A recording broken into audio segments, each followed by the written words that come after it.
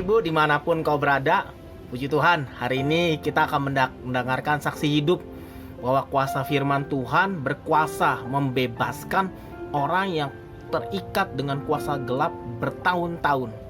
Nah, hari ini saya mengundang Bapak Boni. Shalom Pak Boni. Shalom Pak Roy. Terima kasih.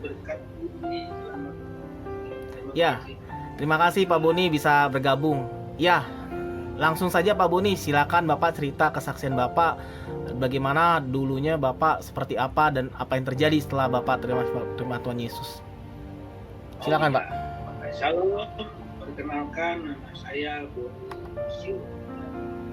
Aktivitas saya sehari-hari ya sebagai pelaut. Saya sedikit mau ceritakan tentang kesaksian hidup saya selama saya hidup di dalam kuasa-kuasa kegelapan. Kuasa perkebunan dan kuasa setan lah. Saya mulai dengan kuasa-kuasa kegelapan itu sekitar tahun 92 saya mulai kedukun dengan kuasa-kuasa kegelapan. Saya kedukun, belajar ilmu kebal, belajar ilmu segala macam ilmu yang saya pelajari. Setelah saya sudah pelajari itu ya saya mengandalkan kuasa itu, bukan mengandalkan kuasa Tuhan ya. Tapi saya sudah Kristen dari kecil, tapi Kristen KTP lah ya. Iya, ketika saya hidup dengan kuasa kegelapan itu ya dan ikut mau saya, bukan mau Tuhan. Jadi saya bergelut dengan kuasa-kuasa itu. Saya pergi ke dukun yang diberikan mantra yang saya baca, terus dimandi berapa 7 kembang, air kembang itu ya, terus makan kembang, minum segala macam air, diberikan batu-batu. Nah itu yang saya tuh sampai tahun 2020 itu Tuhan menjamah saya. Ketika saya hidup di dalam Tuhan sampai sekarang, besar kuasa Tuhan dibanding kuasa kegelapan. Di situ banyak saya rasakan perubahan dalam hidup saya ketika Tuhan menuntun saya. Di dalam saya dulunya tidak pernah membaca firman dan tidak pernah ya, kalau masuk gereja yang paling ya boleh untuk jari lah. Jadi gitu, setelah saya sudah hidup di dalam Tuhan, saya baca firman, banyak Tuhan ubah saya, mulai dari karakter saya,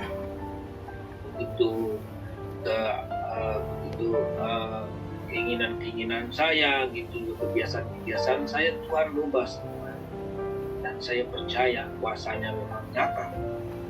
Dan di dalam segala apapun ya mulai saya diproses Tuhan. Ketika itu saya bertemu sama Pak Roy, saya cari hamba Tuhan yang bisa doain saya buat pelepasan keluar dari kuasa-kuasa kegelapan. Ya saya ketemu Pak Roy doain saya, proses Pak Roy terus doain sampai semua yang saya pelajari dari tahun 92 itu semua dihilangkan oleh kuasa Tuhan. Setelah sudah selesai saya didoakan pelepasan, saya rasa hidup saya ada damai sejahtera, sukacita, dan saya hidup dengan Tuhan. Ya memang kuasa Tuhan itu dahsyat, dan Tuhan itu memang ibaratnya kalau saya mau pikir dengan yang dulu saya percaya kuasa kegelapan, kuasa Tuhan nyata dalam kehidupan saya. Ketika saya ada masalah dan sama Tuhan tuntun, Tuhan kasih jalan. Dan ya itulah yang saya hadapi, saya baca firman, Tuhan ketika dan kala saya mau ke Tuhan, saya bilang mau baca dari mana, Tuhan kasih tunjuk, kamu baca dari sini, kamu baca dari sini. Itu saya rasakan kuasa Tuhan, begitu Tuhan punya suara mendengar hati saya, membimbing saya. Ya perbedaannya dengan dulu dengan sekarang saya itu ya saya rasa hidup saya tenang, ada damai sejahtera, ya ibaratnya tidak berat, tidak ada beban apa semua, dan karakter saya dirubah. Saya dulunya pemarah, saya dulunya sedikit-sedikit ya orang tersinggung sedikit, saya ajak berantem. Tapi sekarang saya dituntun Tuhan.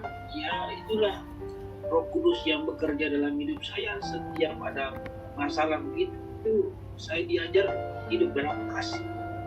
Ya itu saya belajar terus proses Tuhan. Nah ini yang saya rasakan, yang saya alami bersama Tuhan. Jadi ya pesan-pesan saya ya jangan sampailah terjerumus dengan kuasa-kuasa perkumpulan dan kuasa-kuasa kegelapan. Jujur saya katakan saya tidak mau lagi kembali ke belakang setelah Tuhan menuntun saya. Kadangkala intimidasi mengembalikan lagi saya ke belakang, tetapi saya minta tuntunan Tuhan. Tuhan berikan saya kekuatan. Nah, saya lagi melihat ke depan lagi bersama Tuhan.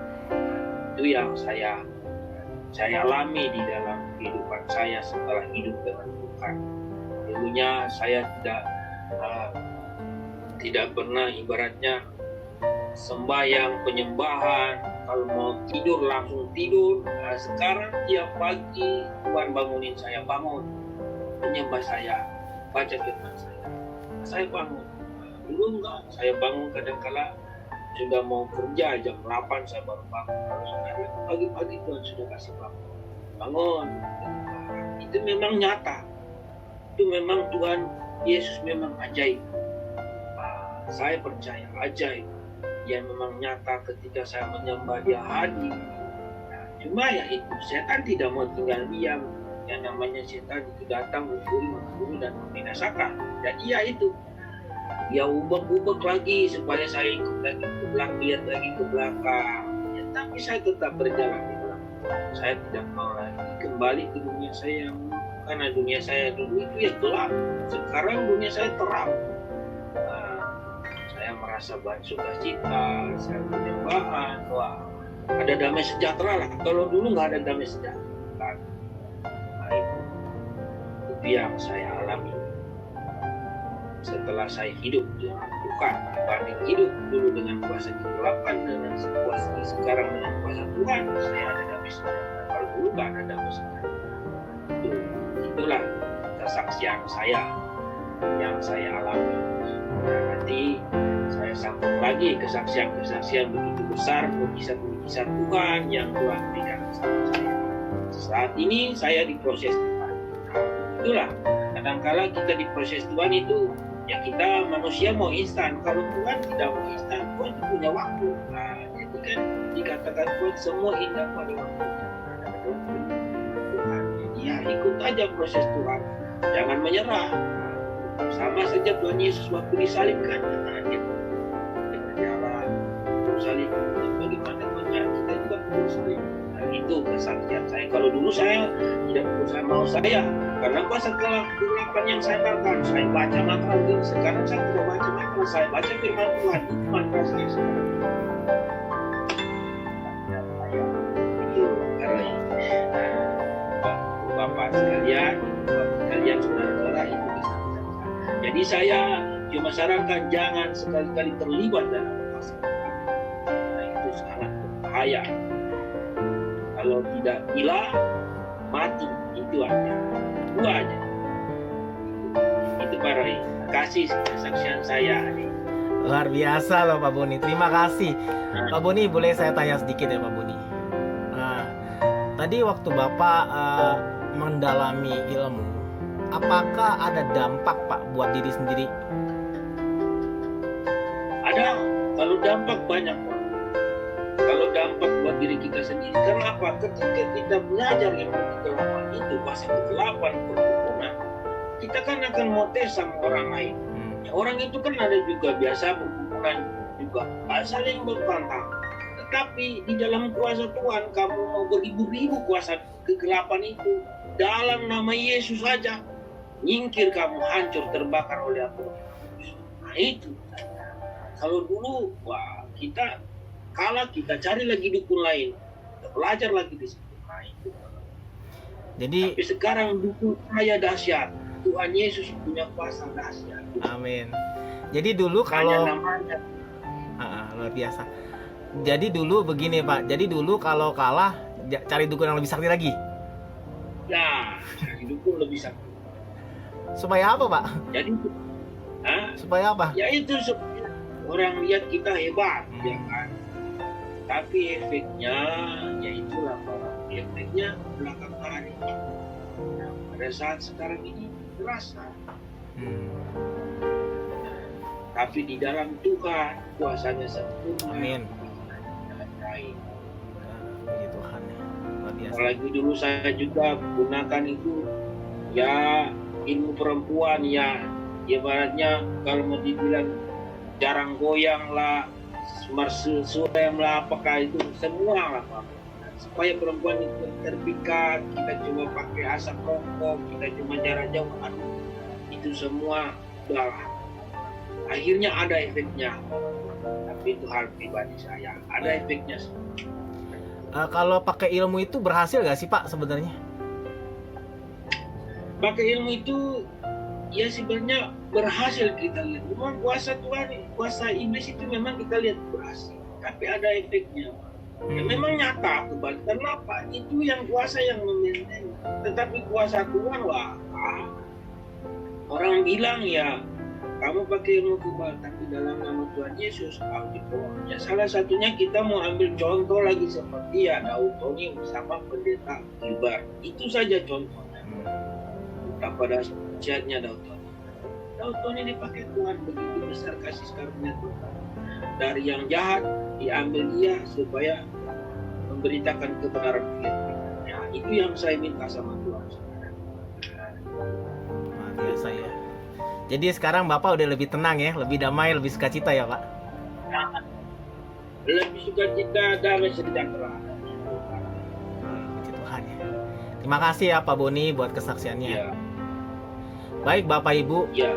ini adalah bukti bahwa firman Tuhan tidak pernah bohong. Bahwa kuasa Yesus Kristus itu sanggup membebaskan apapun masalahmu. Contoh seperti Baboni yang terikat dengan kuasa kegelapan bertahun-tahun, bagaimana roh jahat itu mengikat beliau sampai membuat beliau betul-betul jiwanya terbawa sampai emosionalnya meledak-ledak. Akhirnya setan itu bukan menolong tetapi membuat dia tambah lebih parah. Nah, baik Bapak Ibu, lewat kesaksian ini saya minta kepada Pak Boni deh. Apa pesan Pak Boni untuk orang-orang yang masih mungkin ingin mencoba ilmu-ilmu? Silakan Pak Boni. Kalau pesan-pesan saya, jangan coba-coba dengan kuasa kegelapan. Karena ketika kamu mencoba kuasa kegelapan, kamu akan gelap. Tapi ke dalam kuasa terang Tuhan, kamu akan damai sejahtera. Tapi ya, saya cuma bilang, tidak instan bersama Tuhan, tapi pasti. Tapi kuasa kegelapan tidak pasti. Itu aja saya sampaikan. Luar biasa. Terima kasih Pak Boni. Ya Bapak Ibu, kuasa Tuhan itu memang proses, tapi pasti. Tetapi bagaimana kuasa setan, itu tadi Pak Boni bilang, memang nyata, dapatnya cepat, tapi dampaknya merusak. Baiklah, lewat kesaksian ini, semoga Bapak Ibu membangkitkan iman, membuat kita semakin mendekat pada Tuhan. Oke, terima kasih Pak Boni buat kesaksiannya. Terima kasih Bapak Ibu. Sampai jumpa di lain kesempatan. Tuhan berkati. Shalom.